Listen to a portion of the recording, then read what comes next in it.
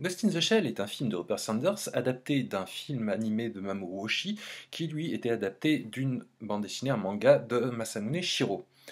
Donc, le film pique tout au film animé de Mamoru Oshii, absolument pas au manga, grand Dieu nous garde que les Américains lisent. C'est très difficile de lire, il vaut mieux adapter ce qui est l'adaptation plutôt qu'adapter l'œuvre originale. Mais bon, passons. Cette adaptation adapte et donc fait des choix qui leur sont propres pour faire leur propre intrigue. J'ai pas de problème avec ça. Les meilleurs remakes, les meilleurs remakes prennent de très grandes libertés avec les originaux, hein. On pourrait vous citer des remakes qui sont devenus meilleurs que les originaux, qui sont devenus cultes, hein. The Thing de John Carpenter, par exemple, est un remake, un excellent remake, ou Scarface de Brian De Palma est un remake. Donc, pourquoi pas? Le précédent film de Rupert Sanders, Blanche-Neige et le Chasseur, ne m'avait pas particulièrement emballé, mais je l'avais trouvé visuellement très intéressant. J'avais trouvé que vraiment au niveau de la réalisation et de la direction artistique, il y avait quelque chose de très intéressant. Mais j'aime beaucoup Kristen Stewart. C'est une actrice qui est très sous-estimée, qui est vilipendée sur Internet parce que les gens aiment bien vilipender sur Internet, mais que je trouve extrêmement talentueuse, extrêmement charismatique. Et j'arrivais pas à la trouver du tout attachante dans Blanche-Neige et le Chasseur. Son personnage, on n'arrivait pas à s'y accrocher. Moi, j'y arrivais pas à m'y accrocher. Et je ne blâme pas l'actrice pour ça, je blâme le réalisateur.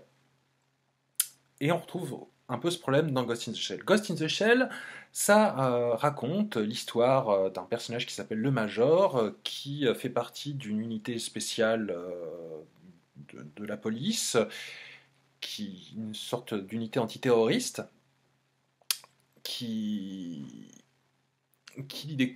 dont le corps est à 90% artificiel, ou en théorie que le cerveau est, est humain, et qui a des problèmes de mémoire, et qui va commencer à avoir des flashbacks qui vont la dérouter, et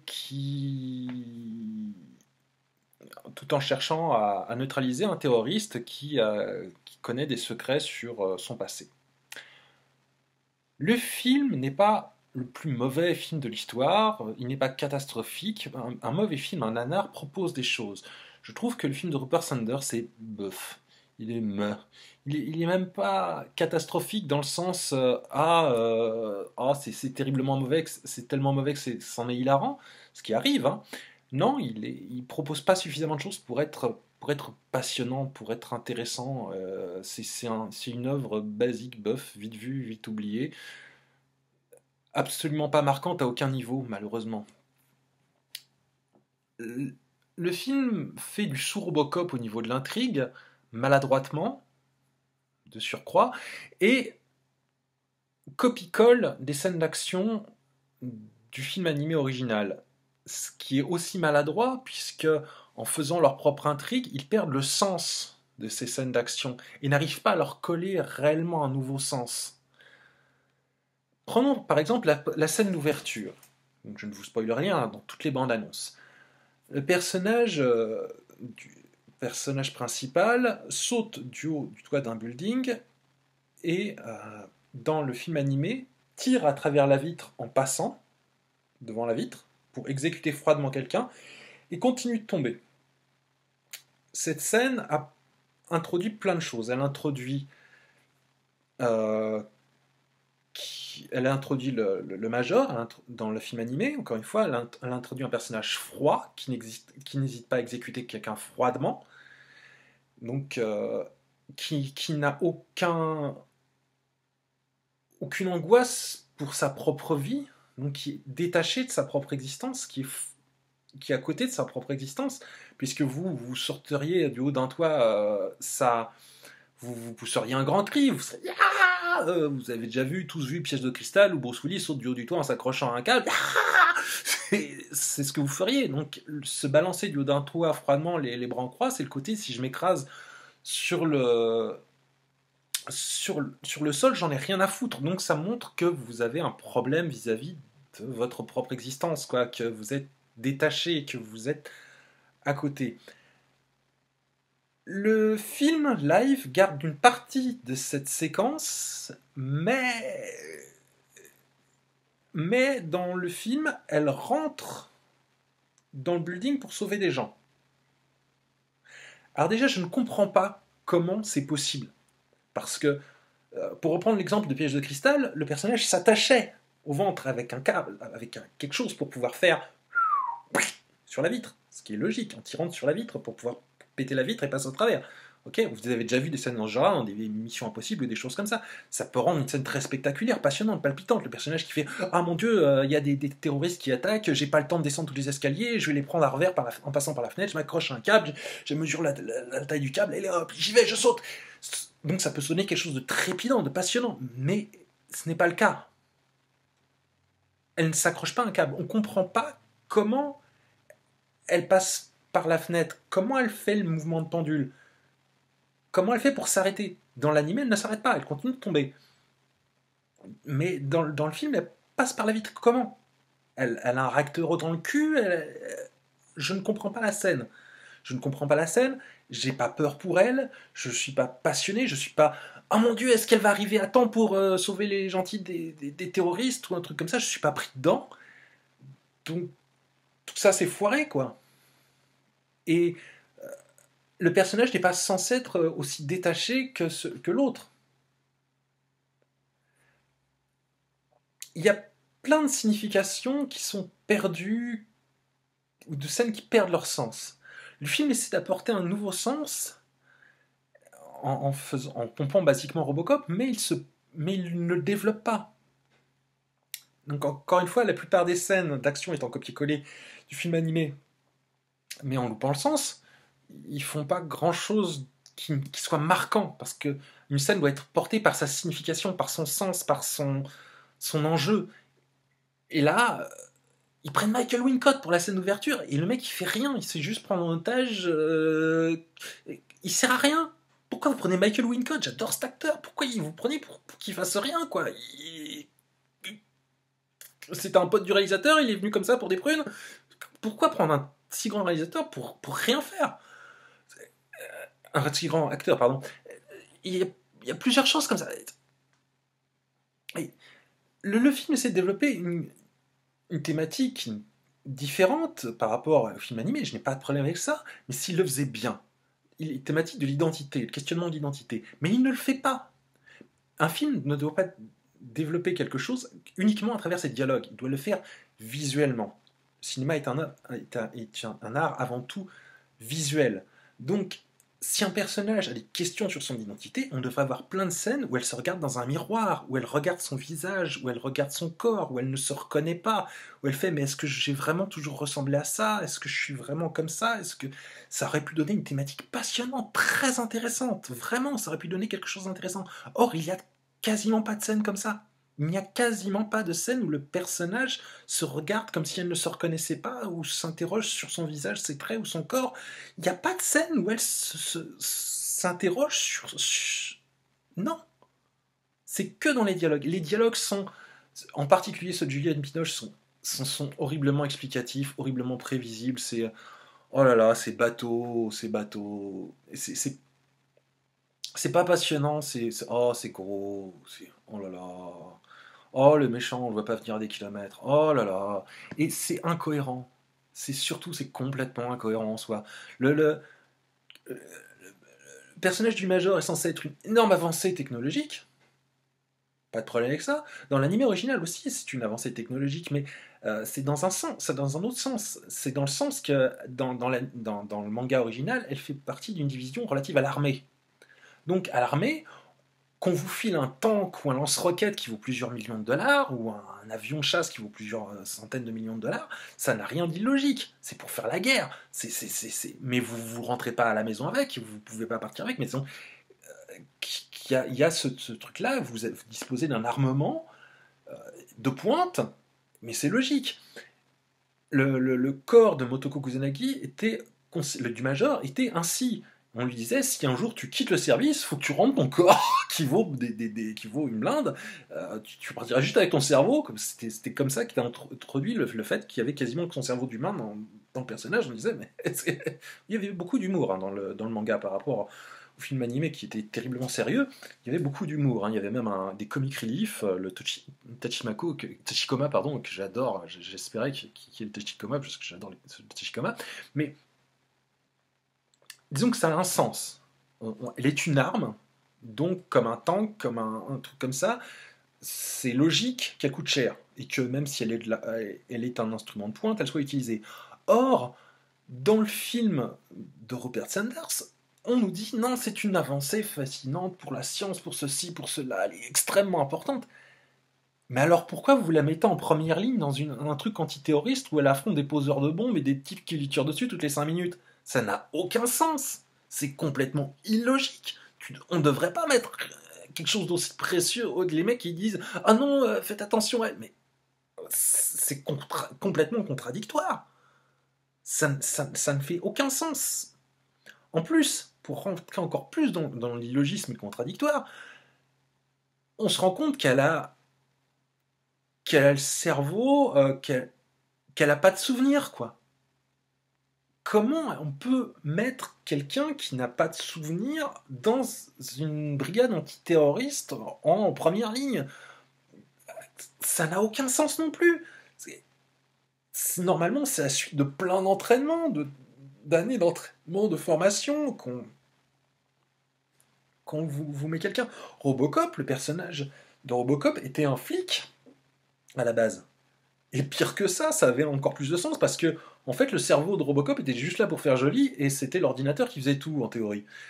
Et quand le cerveau se réveille, ça fout la merde. Donc là, ça n'a aucun sens. Parce qu'elle n'a même pas d'ordinateur dans la tête. Ça n'a aucun sens. Comment? Pourquoi?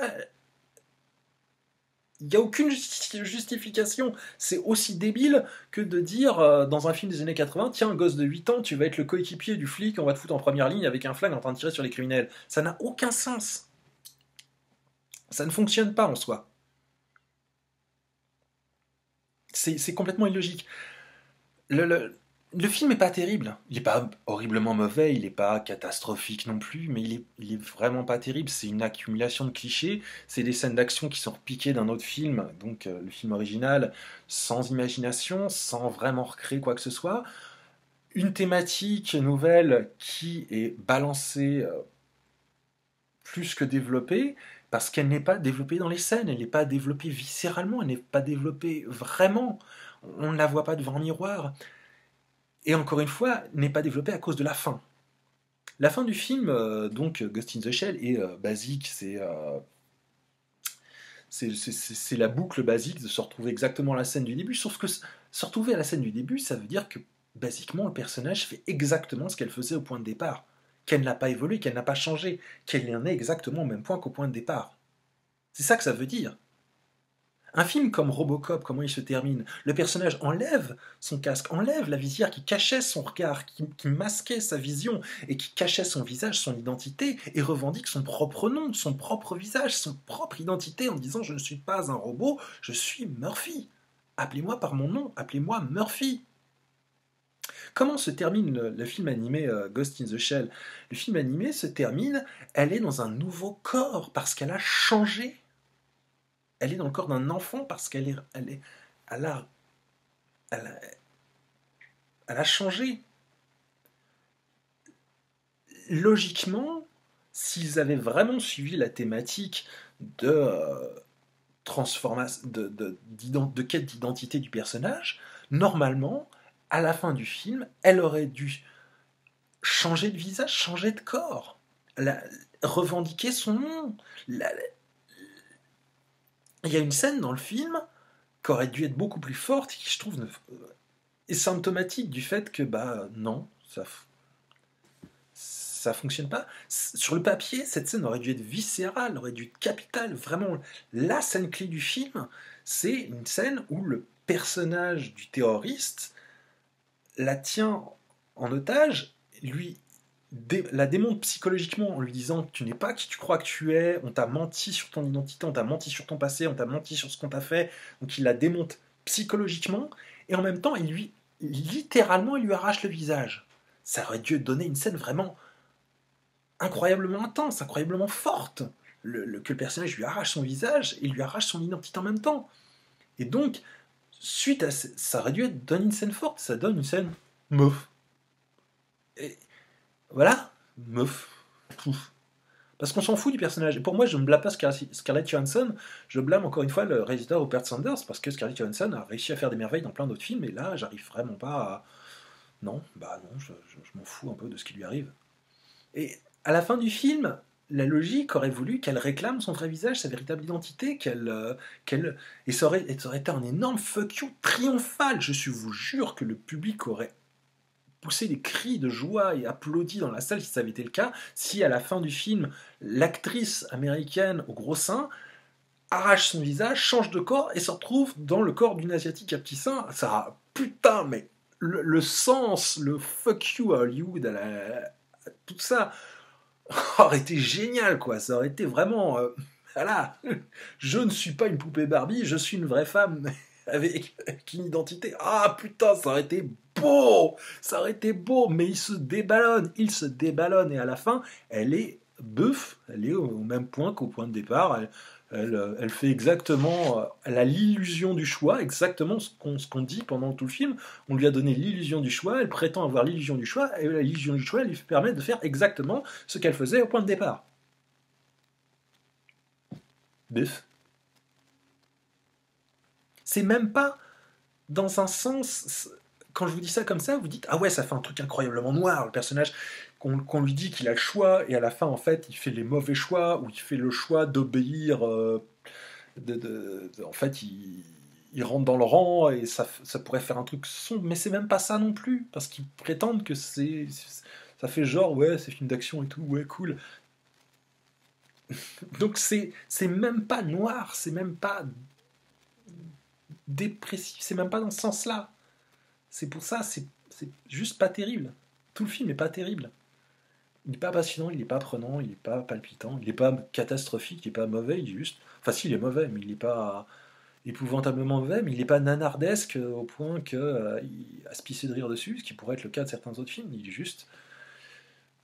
Bref, voilà. Pas le brûler en place publique. J'espère toujours que Robert Sanders va se réveiller un moment, parce que franchement, j'avais bien aimé plein de trucs dans Blanche-Neige et le Chasseur au niveau visuel. Et pour ça, j'étais un peu déçu par Ghost in the Shell au point de vue visuel. J'avais espéré plus de choses de la part de ce réalisateur-là. Même si j'avais déjà vu qu'il avait pompé plein de trucs directement dans l'animation japonaise, dans, dans Blanche-Neige et le Chasseur, j'espérais qu'il pique des choses ailleurs pour Ghost in the Shell. Il y a beaucoup de matos à pomper, et donc qu'il fasse vraiment un truc. Et non, bœuf. Non, mais il y avait des trucs potentiellement intéressants. Je ne dis pas qu'il fallait copier-coller ce qu'ils ont fait, malheureusement, à un certain degré. Je ne disais pas qu'il fallait copier-coller l'original. Je dis, si la thématique de l'identité, c'est ce qui vous intéresse, il y avait des trucs à faire. Normalement, elle aurait dû regarder le visage de la geisha, on aurait dû vraiment accentuer là-dessus, et qu'elle se fasse, mais est-ce que moi, je suis comme ça, ou est-ce que sous ma peau. Et on le ressent pas, ça passe pas. Ça passe pas. Ils le disent par quelques dialogues, mais ça ne passe, on le ressent pas. On le ressent pas. C'est effleuré. C'est pas développé. C'est pas ressenti. On aurait dû faire ça. Il aurait dû voir le visage de la robot geisha, se demander est-ce que je ressemble à ça, et après aller voir la prostituée et se dire où est-ce que je ressemble à ça. Et ce qui aurait été intéressant d'ailleurs, c'est que c'est arrivé à faire une geisha qui n'aurait pas ressemblé à une asiatique, mais aurait ressemblé à autre chose. Avoir donc la prostituée, c'est très bien d'en faire ce qu'ils ont fait, et à la fin qu'elle soit elle-même autre chose encore, pour avoir vraiment sa propre identité, de ne pas être A, B, mais elle-même. Mais non, ils l'ont pas fait. Donc c'est pas une catastrophe, c'est pas un scandale, c'est pas le pire film qu'ils aient jamais fait. C'est pas avec ce film-là que Rupert Sanders il va grimper dans mon estime, malheureusement. C'est dommage parce que Scarlett Johansson fait des très bons trucs quand elle veut. Elle fait des très bons trucs de temps en temps. Bon, bah, voilà. L'acteur qui joue Batou est très très bien. Il arrive bien à passer, mais pareil, ils en font pas grand chose. Donc voilà. Ghost in the Shell.